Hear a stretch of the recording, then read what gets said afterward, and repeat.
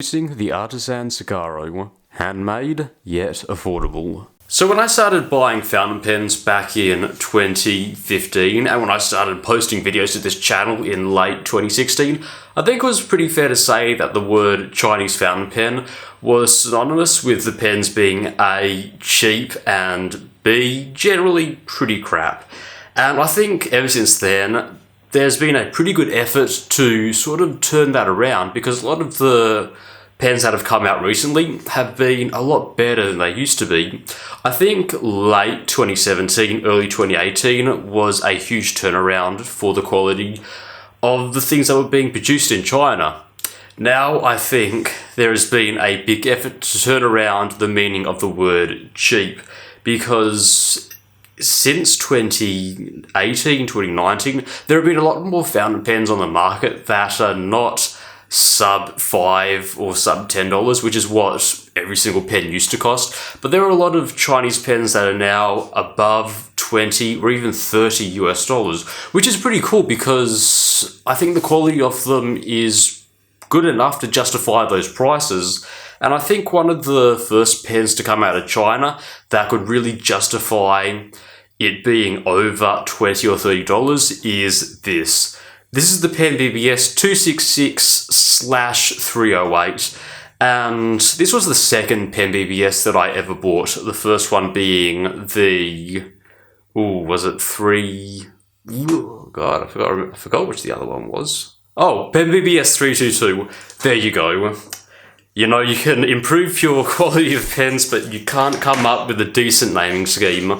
I've always had that against Chinese pens. Please change your naming schemes between PenBBS, Jinhao, Wingsung, the whole number system. Yeah, that never gets any easier. So yeah, this is the second pen that I've ever gotten from them, and I've got to say, they are pretty good. It's now on the caliber of Western pens, and if I'm honest, comparing this to the quality of Western pens of similar price, so maybe compare this to maybe a Kaweco Picao, I gotta say that this easily outclasses that. It easily outclasses a lot of the cheaper pilots, so 78G. I could say it's on par with the Kakuno, and it certainly feels a lot better built than, say, a Lamy Safari. So that's definitely got it pointing in their favour. Now, in my opinion, I think this review is going to go in a similar way that my Lamy Safari review went, and that's, while I do think this is a very good pen, and I think a lot of people are going to like it, in fact, I don't think a lot of people, I know a lot of people love this pen to bits, this doesn't really tick off any of the criteria that I look for in pens. If anyone knows me, or if they've watched my channel long enough, you should probably know by now that the qualities I look for in pens is a little bit of flex in the nib. I'm not looking for an uber flex nib, but I am looking for a nib that has a little bit of springiness in it. I'm looking for a nib that is tolerant to a little bit of wobble, so it doesn't have to be properly, so the tines don't have to be properly 90 degrees perpendicular to the page at all times. A little bit of tolerance is nice. I'm looking for things such as that, and unfortunately this pen just doesn't really tick the boxes.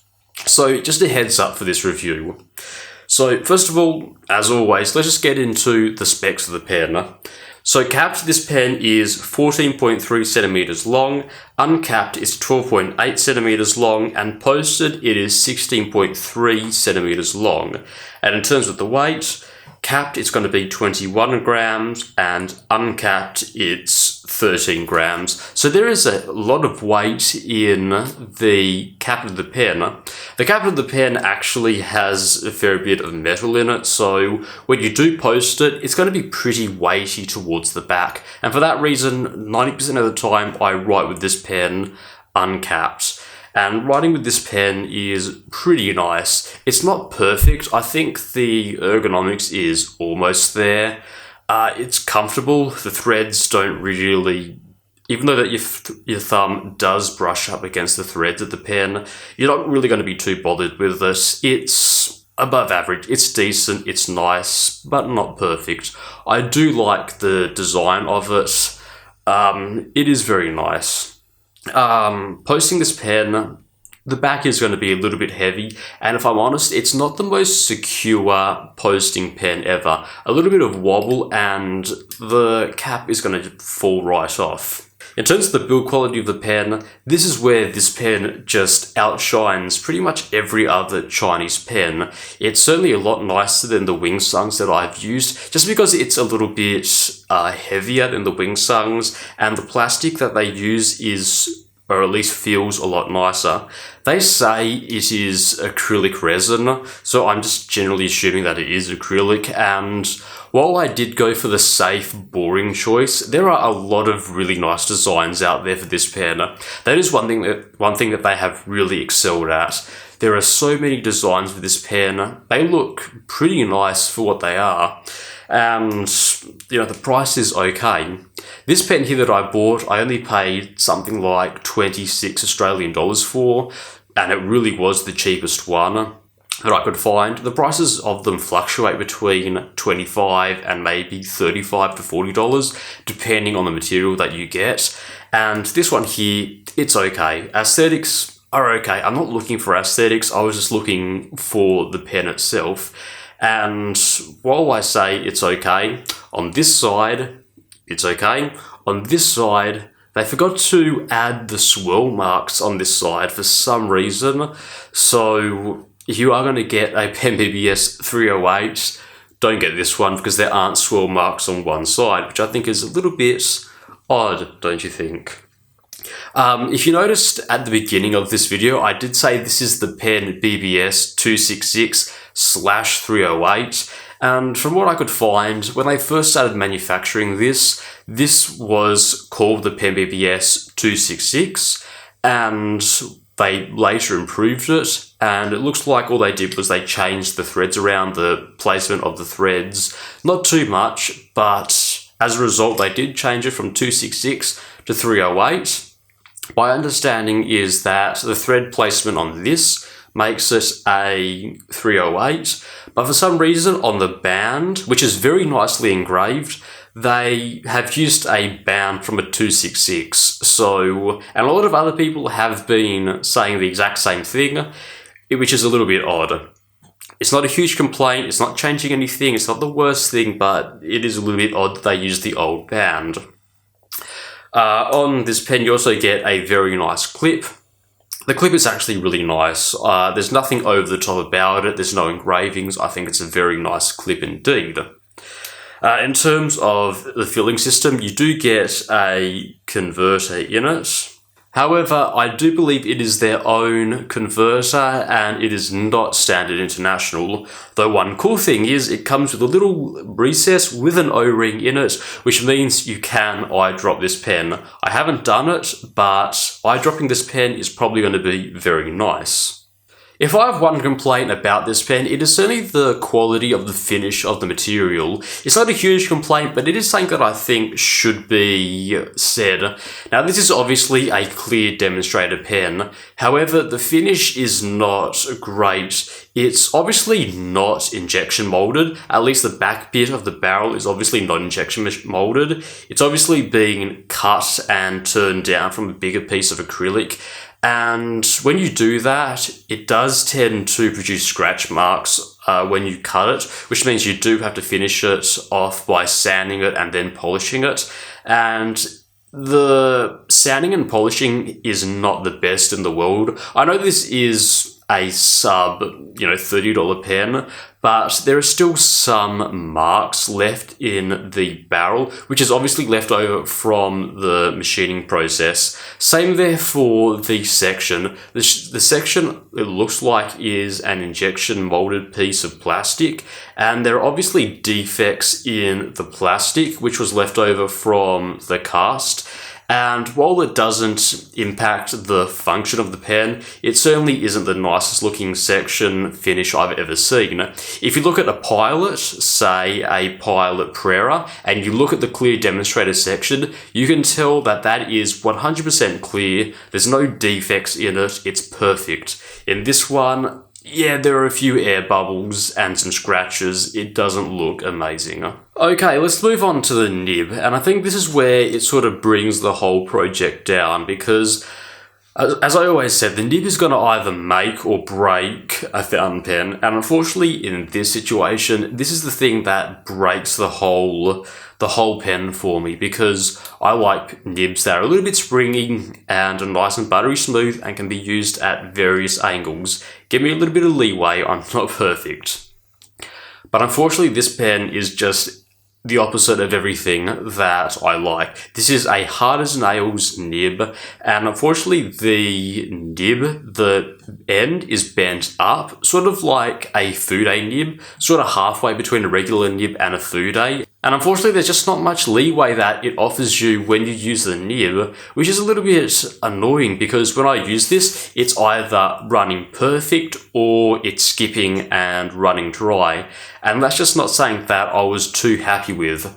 Coupled with this, when I got it out of the box, it was pretty scratchy on the side strokes. It was scratchy, but on the downstrokes, it was okay. So I had to spend a little bit of time polishing this nib for it to actually work.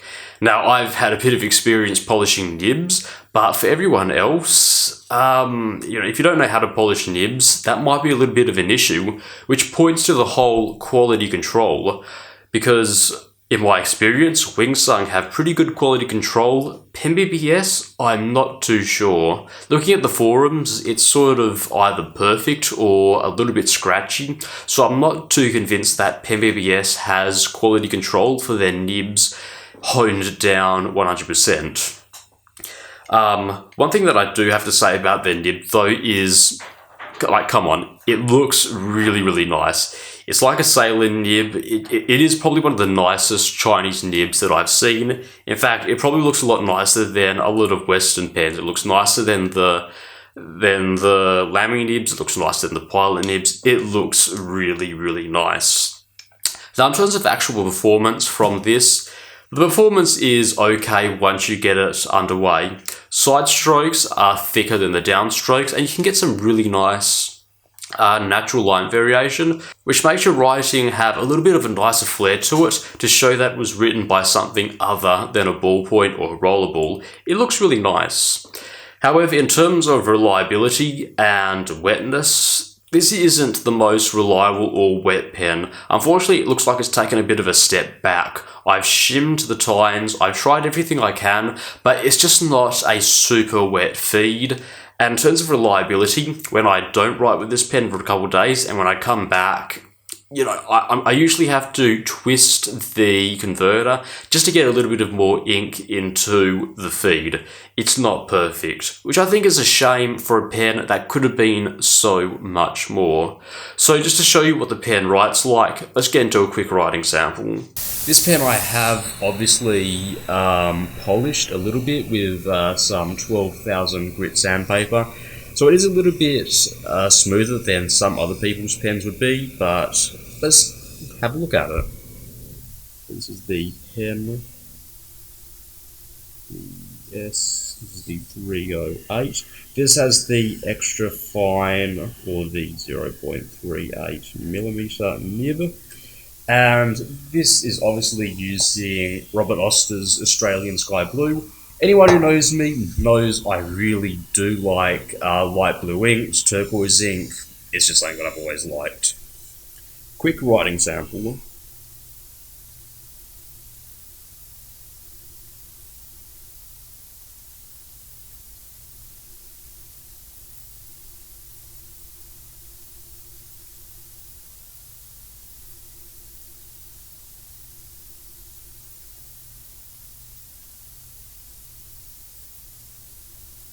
And as you can see in that writing sample, I had no issue whatsoever. One thing I like about this nib is you can get some really nice variation in the shading of the ink. I think that's very nice. Though, as I said, I'm not a huge fan of this nib. It really is stiff as nails. Yes, you get a little bit of variation in the writing naturally due to the way that the nib is sort of bent up at an angle, sort of like that. So it is a very different type of feeling nib, I guess. It feels very different, but it is very nice to write with. And as I've said, I've had no issues. But the only thing I don't like, this is the pen with no pressure, and this is probably as far amount of the pressure I would want to push. And that is a lot of pressure indeed. Yes, you do get different shading, but it is still hard as nails nib. Though it does make up for it because it is one hell of a nice looking nib. Very nice indeed. And that's my review of the PenBBS 308/266. And I've got to say, I'm not saying this is a bad pen per se, it really isn't, but I do think this pen could have been so much more. Because just for a few things that faulted this pen, it really did let it down and spoil it in my mind. And for that reason, I think there are a lot of other pens that you could buy that will give you a much better writing experience than this. Because I think if you are going to buy this pen, you should know that there are certainly some risks associated with buying it. First of all, that the nib doesn't have as good quality control as other Chinese pens. You know, I really did want this to be the next Wingsung 3008 or 6359, but I just don't think it is. The quality control that I've seen on it is not terribly amazing. The finish on this pen is not as good as some other Japanese pens that have around about the same price. And the writing experience is just not as good, in my opinion, than other Western pens or even Chinese pens that you can get for the same price or less. For $30, I was expecting a lot from this pen, but it really did fall flat. Considering that for less money, you can get a Wingsung 6359 or a Pilot Kakuno or even a Wingsung 3008 for that fact, and get better writing experiences, better reliability, better quality control even, better finishes. I think that this pen, unless you are going to do a nib swap or you love nibs that are hard as nails, I think there are certainly better pens to choose from, and it really does break my heart to say that because it really could have been so much more. Considering how much I love the PenBBS 322, this pen, yeah, it's not going on my recommended list. And with that, thank you very much for watching.